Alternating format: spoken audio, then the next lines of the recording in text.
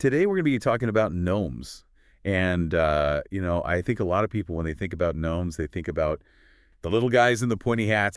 But we're going to be talking about all the history and folklore surrounding them. And it's a really fascinating topic. It is. It's a long history, too. It goes back centuries and involves some really big names in the history of science and medicine. Okay, so where do we even begin with something like this? I mean, it's gnomes. Well, the term gnome that we use today actually comes from Paracelsus, this 16th century alchemist, physician, and philosopher. He was a really fascinating guy, and his ideas about gnomes were pretty groundbreaking for the time. Okay, so let's talk about Paracelsus a little bit. What exactly did he believe about gnomes?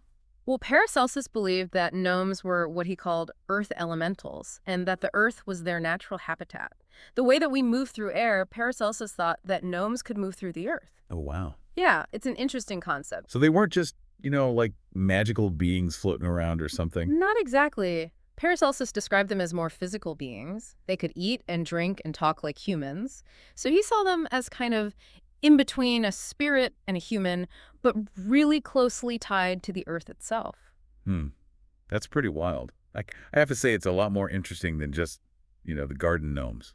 Right. And what's even more interesting is that similar creatures were already part of folklore before Paracelsus even came along. Oh, really? So there were stories about these kinds of beings even before the 16th century? Absolutely. Yeah.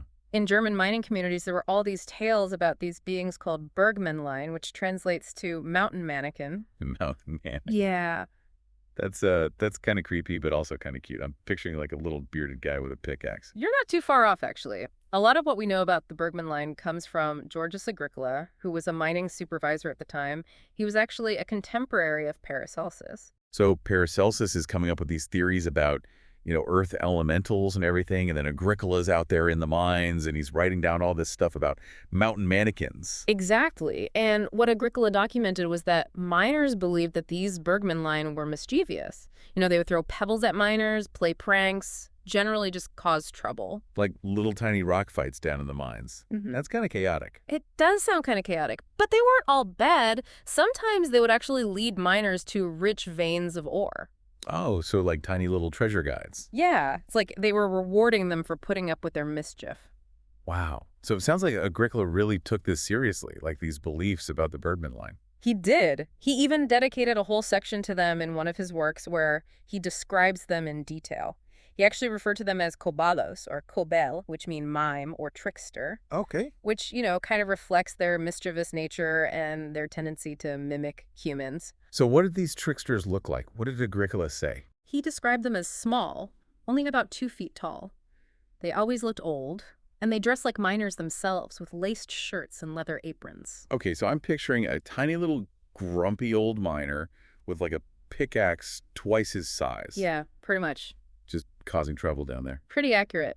And to add another layer to all this, he also mentioned another type of gnome-like being called Guttali, and these were said to be friendly. They were like caretakers of livestock, and you rarely saw them. Wait, so there were good gnomes and bad gnomes, or like prankster gnomes running around? According to the folklore that Agricola documented, it seems that way. And it's important to remember that, we're talking about folklore here, so there's room for different interpretations and variations.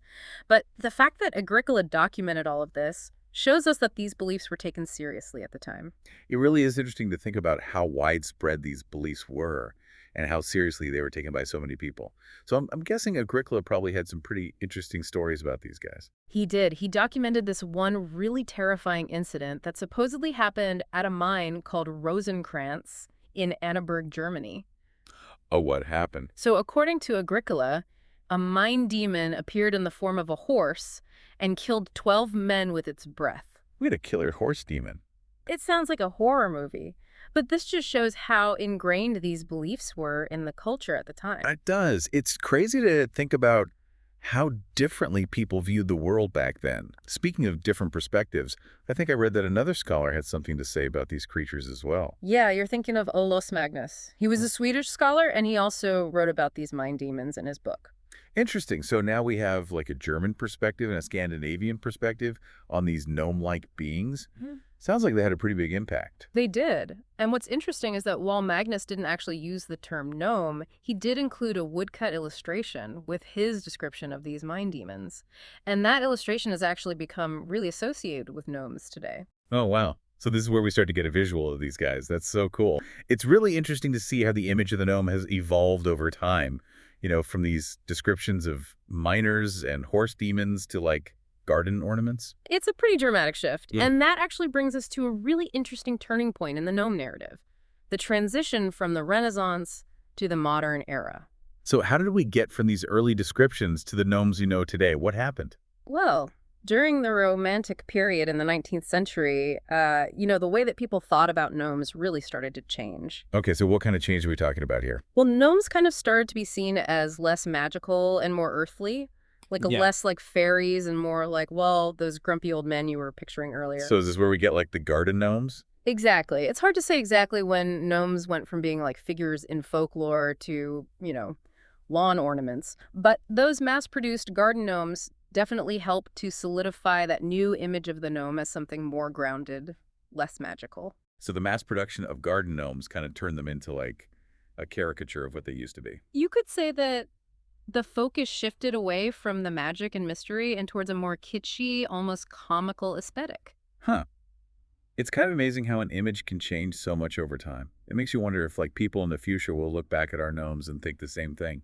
It's possible. It's like the nature of folklore is that it's always being reinterpreted and reshaped by each generation. And gnomes are a perfect example of that. Yeah. Yeah. Their story really shows how these beliefs and images can transform over time. Exactly. And as we move further into the modern era, we see even more interpretations of gnomes in pop culture. Oh, yeah, for sure. You see everything from like cute, friendly gnomes in children's books to, these like fierce warriors in fantasy novels. It just shows how versatile the gnome archetype is, how it can be adapted and used for all sorts of different purposes and stories. Okay, so we've covered a lot of ground here.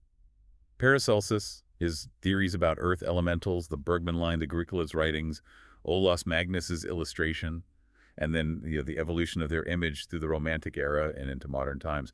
So the next time you see a garden gnome, take a moment to think about all the history and lore that it represents. And who knows, maybe you'll even start to see the world a little differently. Thanks for joining us on this journey into the world of gnomes. We hope you enjoyed it. We'll see you next time.